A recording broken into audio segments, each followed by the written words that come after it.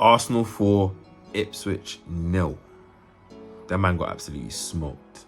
And in the end of the day, the title's gone, but we got to make sure that we secure second place and not make the season look like it was closer than what it was to, you know, that battle that's going for third, fourth and fifth. That's crazy. I just checked the table right now and I've seen that, Newcastle on 59, City on 58, Chelsea on 57, Forest on 57, Villa on 57. That's absolutely crazy, but it's not about that. It's about our game, and I think Arsenal played very well, despite obviously Ipswich getting a red card for a nasty challenge from, I think it was Davis or something like that, on Saka. I'm hoping that he's not injured. Obviously, he continued to play. He came on in the second half. Obviously, he came off. We saw them wrap up his Achilles, I think it was, with ice, and obviously he was limping at the end. But knowing Saka, he probably will be okay. But I don't know why that guy was in that challenge. But obviously, we'll talk about this game. Obviously, if you're new to this channel or you're returning and you haven't already, hit that subscribe button. I'm on the road to 1,000 subs. Smash the like button down below. Comment down below your thoughts on this game, just your comments. What do you think of this new setup as well? Do you like it? Are you messing with it? Do you know what I'm saying? And, you know, the likes really help the video, so please continue to like this video. If you come across this video, just hit the like button. But yeah, 4-0. I think Trossard got a brace, Martinelli got a goal, and Ranieri got a goal at the end. I think it was a good performance from Arsenal. Nevertheless, very dominant. I think Ipswich only had 3 shots in the game. Arsenal had about 24, 11 on target. And it was a game where we could have won more, and it was nice to see it off the back of obviously playing Real Madrid, qualifying, playing well, that we, you know, wasn't fatigued, wasn't, you know, playing lethargic, and, you know, we were ruthless both on and off the ball. Ipswich couldn't do nothing on the ball, trying to play off the back or squeezing them on the ball. We showed a lot of quality and we created a lot of chances. I think there was a lot of stand-up performances today from a lot of players. Trossard got the brace. I think he was very lively in that false 9, dropping into good pockets, into space, confusing the defenders. Obviously, got his 2 goals with a good finish for the first one from probably a poor Odegaard touch that will go down as his assist, obviously from a Saka cross, and then obviously his second goal that came from a good corner worked play that I think that it was Declan Rice that gave him the assist, and obviously Trossard slotted it home. We played very well.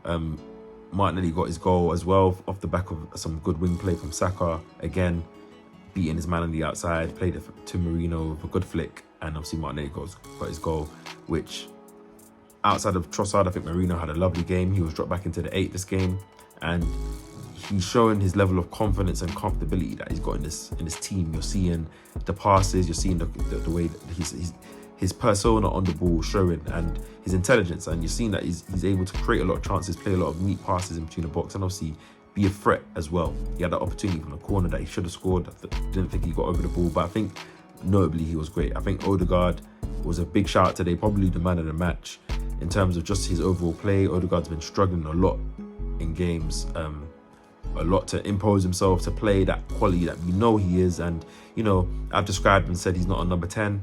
Obviously, doesn't mean that he can't do 10 things. It doesn't mean that he doesn't have the skill set to do things. I think in this game he was quality, playing a lot of good passes, first time passes, early passes out to Saka, a lot of good link up play, 1-2s, sliding guys through.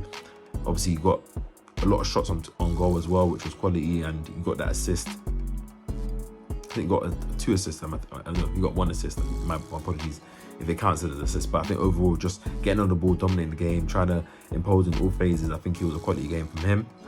We saw a start for Ben White in this game as well. We saw a start for Zinchenko as well. I think they both had positive games. Zinchenko got an assist for Ranieri's goal, if I'm correct. And Ben White played 90 minutes, which is good to see. He looked quite comfortable, which obviously it was a dominant game from Arsenal, but it was nice to see White playing. And obviously, Ranieri getting his goal. I think since Saka's came back, Ranieri has got a couple starts against Everton and against Brentford, but he's kind of been struggling to impose himself in the game, struggling to get, you know, into the game. And I think it was nice to see him get his goal, albeit it was a deflected one, but still getting that confidence, because he's not a forgotten man. He's one of the main stars for this team for the future, and we got to make sure that he still feels involved. And I think that takes his tally up to, I think, 9 goals for the season, but he's definitely got over 10 GA for, you know, 17 turn 18-year-old recently. That's very good. Miles came on in the second half as well, played in multiple positions, played at left back. Then Tierney came on and he got to play in at 6, and I think he played very well. It was very influential. We got to see a little tease of Miles playing that midfield and his ability to kind of dictate and control the game, also being influential with his ability to carry the ball, and saw him getting a couple of shots off, which is different. And I want to see that that growth from his game, as we will see. I think Saka was unlucky to not get a goal. We see it was weird that the Ipswich fans, and I talk about that challenge, I don't know why the hell that guy did that challenge. I don't know why the hell you did that challenge. It was 2-0. They were 2-0 down at the time. They'll get dominated. Maybe, yes, he didn't want to be in the game, but you don't do that, man. Back of the Achilles, he was nowhere near the ball. Like, I was, don't want to say what I was saying at the time when that challenge happened, but I'm just praying that Saka's okay. It's just so stupid, man. And this is the fear, obviously, with the games coming up against PSG, that any of our star players may get injured, either, muscle pulling or, silly challenges like that player did against Saka. But yeah, Saka throughout the game seemed like the Ipswich fans continued to boo him and that. I don't know, these guys are so skunked and drunk. Like, don't know why they were booing him through the game. Obviously, Saka missed a lot of chances. I think he had 3 good chances that I would say on a normal day Saka slotting away.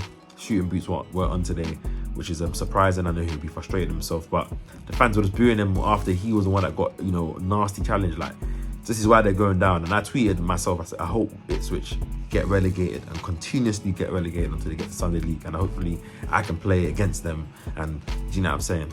Obviously not gonna happen, but the fans were just singing throughout the game, booing him, just like, I think they're saying champions of Europe, you'll never sing that. I like Arsenal fans reply singing that obviously we wanted the Bernabeu, you guys are getting relegated, stuff like that. Like, it was nice. I'm also happy for Martinelli to get his goal and continuously stay on form. Trossard looked very lively today, so does he put himself into that conversation against PSG? We know Partey is not going to be able to play, so is this the team that we might see against Real Madrid, against PSG, maybe with Lewis Skelly coming in at left back and Timber coming in at right back, but we might see Merino drop back into the midfield and then Trossard playing there, because it was nice and fluid, that front three. Obviously, well, for the most part, obviously Martinelli was out the left, but Trossard and Saka were interchanging. We saw Odegaard pulling out wide. It was nice to see, and obviously it was working. So could we see this against PSG? Maybe, but it's good to get that goals. Obviously, I think that takes us 6 points, 8 points ahead of Forest, I think, which is a good, 7 points in my opinion. Obviously, they play tomorrow.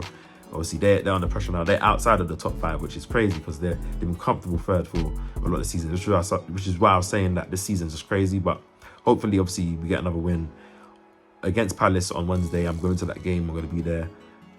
Luckily, I've got a ticket, so hopefully it's a good game. We'll see like the team that we'll see against PSG, and we can get another, resounding scoreline and performance again. Obviously, Palace got the semi-final on the FA Cup on Saturday, so will they play a rotated team? We'll see. But yeah, shout out to Mikel Arteta again for building a great team. Shout out to the players for executing a good game plan. Shout out for the players for getting good goals. Obviously, we could have scored more, but ultimately we just got to be professional to the end of the season, build momentum going into that Champions League semi-final. And I'm happy for the goal scorers. I'm happy for Odegaard as well to get a good performance. And yeah, it's been your boy KAPE. Please subscribe to this channel. Please like this video. Please comment down below all your thoughts on this game. And I'll see you guys in the next video. Speak soon. Peace.